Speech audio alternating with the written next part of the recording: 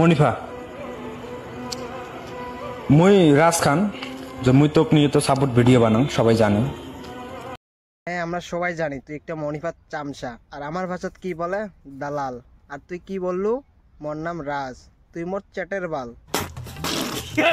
ঠিক বলেছো। তোর সাথে আমি দেখা করবে গেছিলাম, এটাও সবাই জানে। আরে তোক তো দেখা করার দরকার, তুই একটা মনিফার দালাল, তোক তো দেখা করা লাগবে। সত্যি কথা। তোর নূর মামা একটা ভিডিও আপলোড দিছে, যত আলবাল চাল মনিফার ঠ্যাং ধরি বলে ভিডিও বানায়।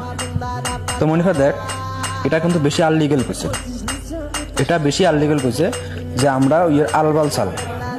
নূর জিলে কইছে আমার সব বিশ্বাস করি, কারণ কি জানিস মনিফার মামা ওটি কি হয়েছে কি না হয়, বা তুই গেছিস ওই তো দেখছে, তো হয়তো তুই ঠ্যাং হাত ধরছুলু, তার জন্য তো মনিফার মামা কোথা গেলে কইছে। যদি না হলে কোথা গেলে তো না করলে হয় না। সত্যি কথা।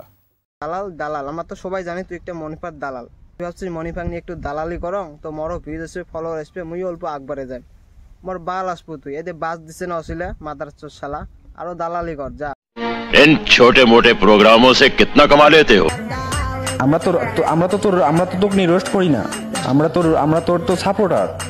হ্যাঁ, কয়দিন আগত মুই তো একটা SMS করছো, এসএমএসটা তুই কোনো রিপ্লাই দিস নাই, মেসেজটা।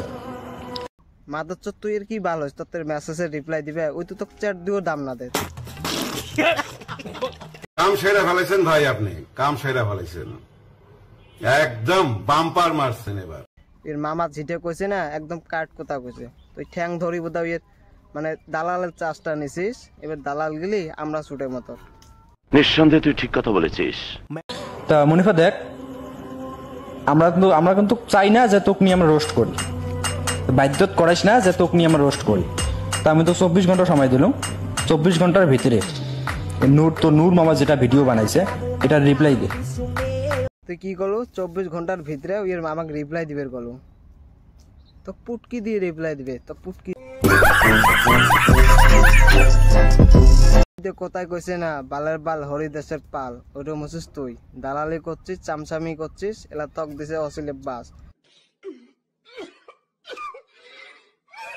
ওই জন্য বললাম নেক্সট টাইম যদি মনিফার দালালি করা দেখা পাই তো এমন করম কর্ম বিছনাত তাঁতি লাগে থুমো তক।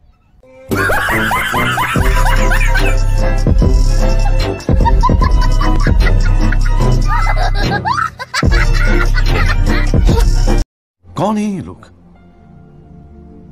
कहां से आते हैं?